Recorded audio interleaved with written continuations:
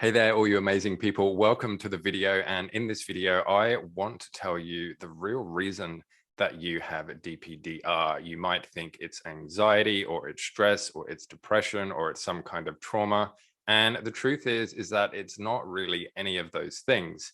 So for those of you that are new to the channel, welcome. My name is Dan. And for those of you that are already subscribed, welcome back. I hope your recovery is going really, really well. So what do I even mean by DPDR isn't caused by anxiety and it's not caused by stress? Well, there are a lot of papers out there that sort of look at anxiety in some detail.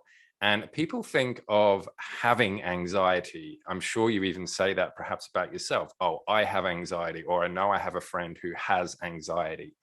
And that is really the wrong way to look at it, because essentially what anxiety is it's not a specific thing. It's not a single thing.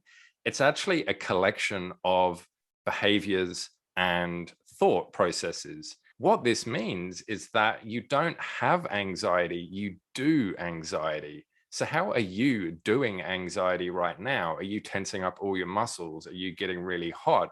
Are you sort of thinking about a bad future, projecting yourself into that future, and then bringing that future back with you to the present? So how do you actually do anxiety? And instead of sort of labeling yourself with, I have anxiety, think about, how do I do anxiety? And now you might be able to realize that, anxiety isn't this one little thing. You might think like, oh, whenever I go out, I start to pace up and down quite a lot. But then when I go back into my house, I breathe easily. And the thought of going out makes me jiggle my knee a little bit. And then all these intrusive thoughts start to go through about what happens if I do go out and something bad happens. You see, it's basically a collection of behaviors and a collection of thoughts that are all coming together to give you that anxious feeling. So this is what I really mean about depersonalization isn't really caused by anxiety. It's caused by all this other stuff on a more deeper level. And what this means for you, and the really great news for you, is that it's actually a lot easier to overcome than you think. Because right now you're probably thinking, well, I have to somehow overcome my anxiety, that label that you've given to yourself.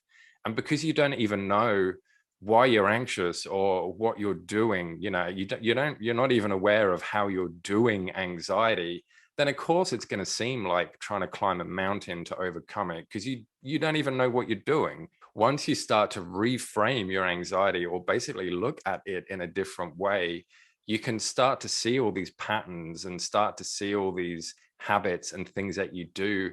And this is the key to overcoming it, because you can look at all the things that you're doing, whatever they are, however you're doing anxiety, and then you can work at perhaps doing better things, or challenging why you're doing that, or why do you want to think this certain way? What are you actually getting out of thinking that way? What does it give you when you think that way? What's the benefit of doing the things that you do?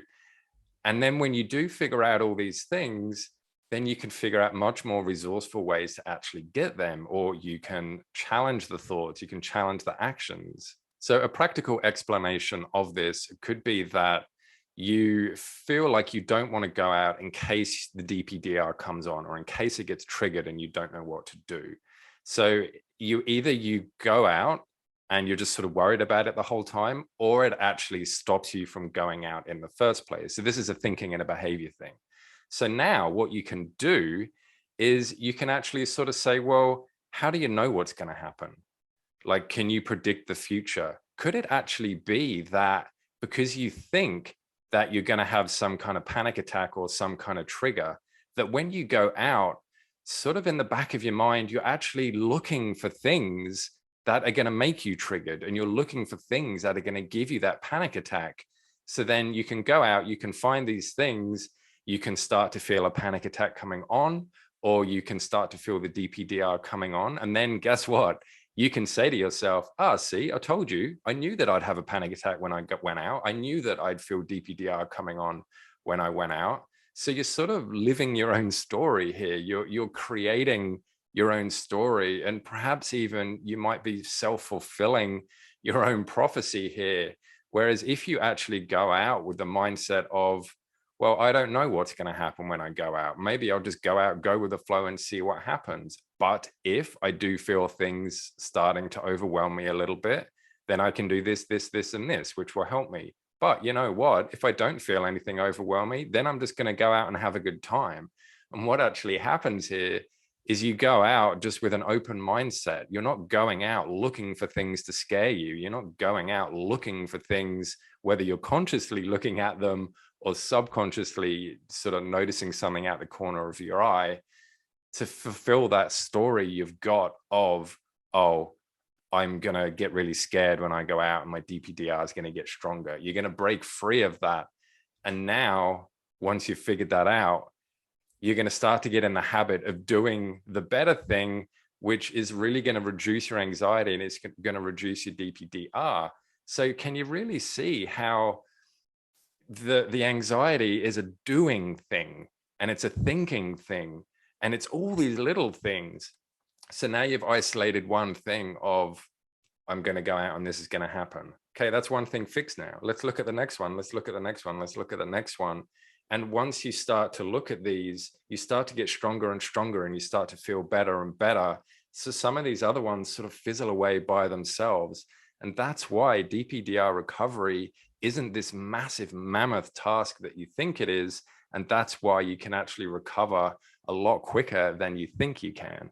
My friends, if you want to have a conversation with me about your recovery and some of the things that you can do, then please reach out to me. All my info is in the description of the video. And I hope you have found this video a little bit of fresh air for you and a little bit of relief in the fact that this isn't going to be so difficult for you. And, you know, if you did find that, then like the video and also consider subscribing. And hey, I'll see you all in the next video. Bye.